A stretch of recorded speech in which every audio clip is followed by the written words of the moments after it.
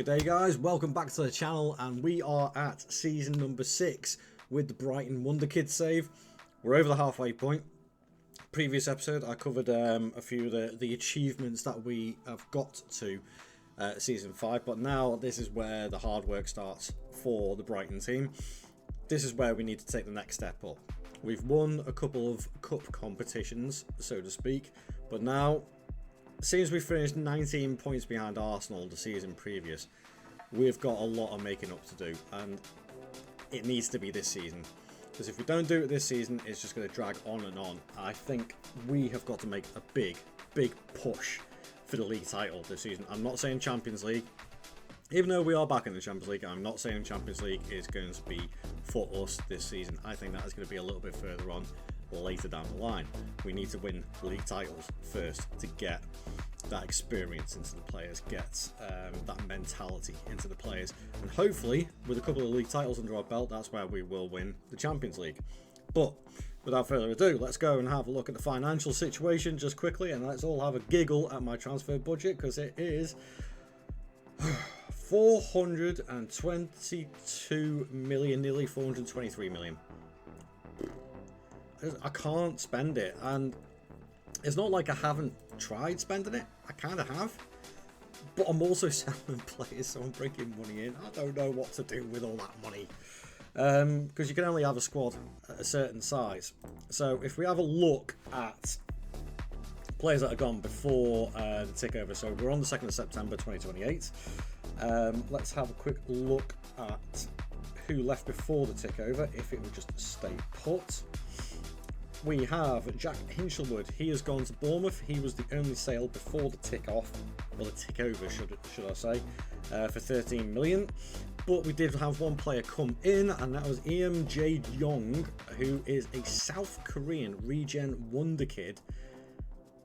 Absolutely outstanding ability already, and I did sign him for 2.3 million, and he went back on loan to Jeonbuk back in South Korea, and he is now... No, he's still there, sorry. He is still there, and he will come back to us, I believe, in the January. Yeah, so his loan contract ends at Christmas time, so he'll be with Brighton halfway through the season, which actually could be quite timely for us if we need just a little bit of extra creativity to mix things up. So him coming back in January, very happy with it, and the fact he's 19 with this sort of ability already, he's a potential world-class star right here. But I also did bring in one other player, and again, another regen. They're all going to be regens. There's no doubt about it. Patrick Provod. Again, another player who I brought in, but I've loaned straight back for the rest of the season to Victoria Pilsen.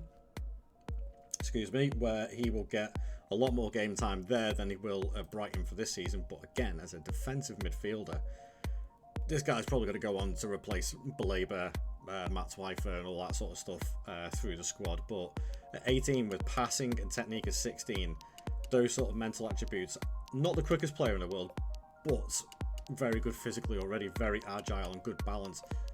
This guy could potentially be the best defensive midfielder in the world.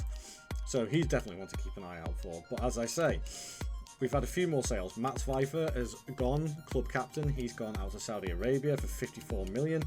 14.5 million on Valentin Barco. Didn't get a game. Ben Doak was another one. Sadly, I had to let go, as he was one of our wonder kids that we put in. He just didn't get the game time. There's Buenanotte and just too far ahead of him. So he's gone to Forest for 7 million, and then just again a lot of loan players going out as well. Tactically, a little bit of a tweak, actually. Messing around with a couple of things, just changing a couple of things, putting a shadow striker instead of an inside forward or a winger, having an advanced playmaker. But the fact that I've got Destiny Udogie, who is incredibly consistent, very rarely gets injured, I put him on wing back attack so we could just bomb up and down that left wing while supported by the shadow striker. I think that's actually going to work a little bit better for us. Only time will tell, I suppose. Squad wise, this is what we're looking like. I think I left the squad last season on 20 players. This time I've got 22, so that's a couple of extra kept back. I'm hoping just those extra couple of players will give us enough competition and also enough cover just in case we do get any injuries. I shouldn't think we should, because our staffing situation, we're the best in the league for scouting department, medical staff and coaching, so I think we're alright in that department. Competitions wise, obviously we've got the Champions League as well as the usual cups. Schedule so far has been absolutely spot on. 4 league wins, with a 2-1 win against Birmingham away from home, a 3-0 win at home versus Wolves, a 1-0 away win at Newcastle, that's a good one, a 4-1 win at home against the 10-man Spurs, very happy with that one, and is it a local-ish? Brighton, Exeter? How far are you guys away from each other? Maybe South Coast Derby-ish, sort of? I don't know. Geographically, I'm not entirely sure what the distance between the two towns, but hey ho. Beating Exeter 4-1 with an extremely strong side by the looks of it. There we go, folks. That is the roundup done. I'm ready to simulate the season. Let's go and find out what happens. Fingers crossed for a league title. We're now well over the halfway point of this Wonder Kid challenge, and expectations are starting to rise, and the players are now starting to hit their prime. Securing 14 league wins up to the end of December, with results like 4-1 versus Spurs, a 2-1 versus Chelsea, a 2-1 versus Man City, and a massive 1-0 win against the league winners last season, Arsenal.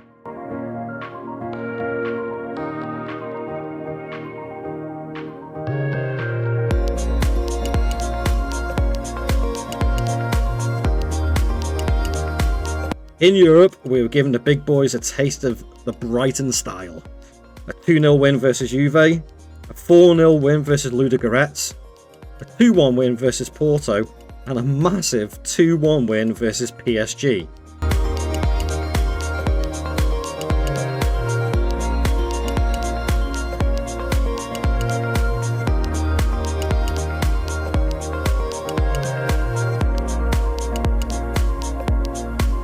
But sadly, our Champions League run was ended by Real Madrid in the quarterfinals 5-3 on aggregate. That, though, didn't halt our domestic domination, beating the likes of Man City again 3-2, Man United 2-1 and Bournemouth 3-1. But with wins against Norwich 2-1 and an epic encounter against Manchester City again ending 5-3, we did reach another FA Cup final for an absolute titanic showdown against Arsenal. The league and FA Cup are on the line this season. Can we secure a famous double and our first Premier League trophy? Come on! Champions! Brighton Hove Albion are your Premier League champions by the 6th season. So there we go. There we have it. And not only that, okay, let's have a little look at this, because last season we drew 10, won 22, lost 6. This season, won 24, drew 11, lost 3. Is that me doing better this season? I mean, okay, points-wise, 76 to 83, that's a few extra points. But actually, I think Arsenal were the ones that dropped off. Klopp's still in charge, but Arsenal were the ones that actually dropped off. So we capitalised on that, and I'm actually really happy with that. We capitalised on the errors because we had better goal difference, we scored more, we drew loads more, but Arsenal lost. Actually, 2 games to us, 1-0 each time. When you win games like that against your main challengers, especially the likes of Arsenal, Man City, Liverpool and all that, and you're winning 1-0, that's when you kind of have a feeling that things are going to go your way, and they certainly have this time. Oh, so chuffed with that. Premier League champions for the first time in their history, I believe. Let me just get that right. Yep, never won a major league title before, and now that is in the trophy cabinet to go along with the rest of them that we've won. How did we get on in the other competitions though? Did we win anything else? Did we win a Champions League? Probably not. But ooh, domestic double. Yes, I like that. Okay, 4th round knockout by Man United. Not too happy with that. But FA Cup winners as well. Beat. Happy days. Happy days. Semi-finals, Man City. Wow, we had a tough run in the semis and the final. Semis and the final were tough, but the rest of them was actually alright. That's not too bad. Quarterfinals of the Champions League. So we've got a round further, and we actually got beat by the eventual champions, who, let's have a look at the past winners. I've won it 2 more times to add to their many that they've already won. But Barcelona, it looks like it's Spanish-dominated Champions League this at the moment. So, league phase. Oh, we had to do it the hard way. We missed out by 2 points. Winning 4 against... Oh, we beat PSG, and we beat Porto, and we beat Juve. Drew against Copenhagen and Leverkusen. And we lost to Arsenal and Benfica. Getting a Premier League team in your fixtures really sucks. But we went through to the knockout playoff rounds. We knocked out Salzburg 2-0.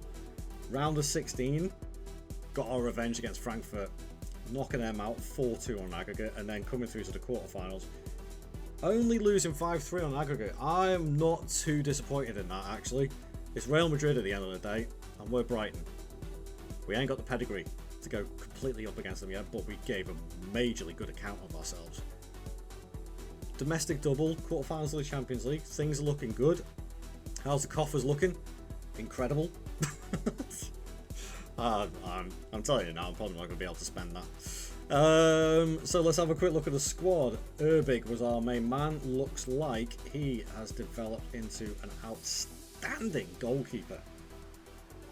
Aerial reach, one-on-ones, reflexes. Oh, he's a baller of a goalkeeper. How many clean sheets? 18 clean sheets this season. What's his history with us? Now he's been first choice for 3 seasons. Excellent stats.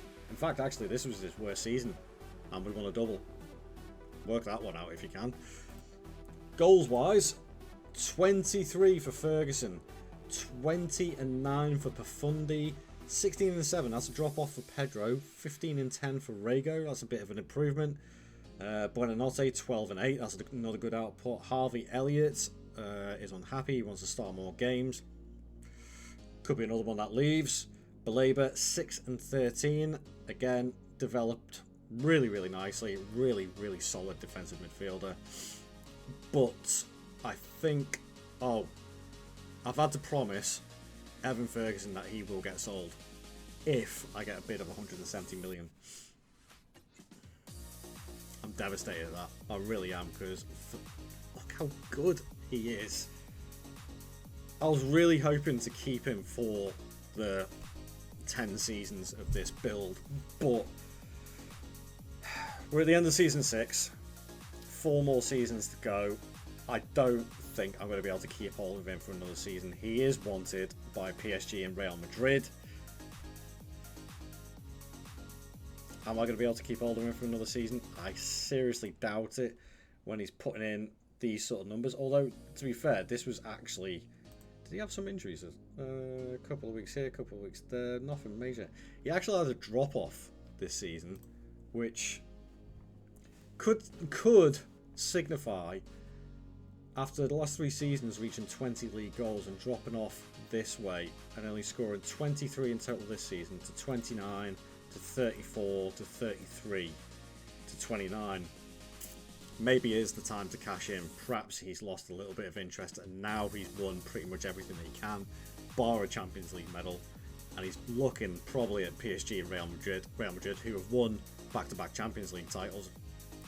He's probably thinking, gee, I stand a better chance of winning the Champions League with Real Madrid than I do with Brighton. Well, he may not be wrong on that one at the moment, as it stands. Well, there we have it, folks. We are well past the halfway point now. Season 6 is well and truly over and done with. 4 more seasons to go. Please join me for Season 7, where we will go through the usual transfers, ins and outs, and see if we can make it another step closer to winning that holy grail, the Champions League title. Please don't forget to leave a like on the video and subscribe to the channel, tickle the bell icon, and share this channel amongst your friends. Get it out there. I want this channel to get over 250 subs by the time Christmas comes around. So if that happens, absolutely brilliant. If I surpass that, even better. Thank you very much for watching. I'll catch you guys in the next video. I'll see you later. Ta-ra.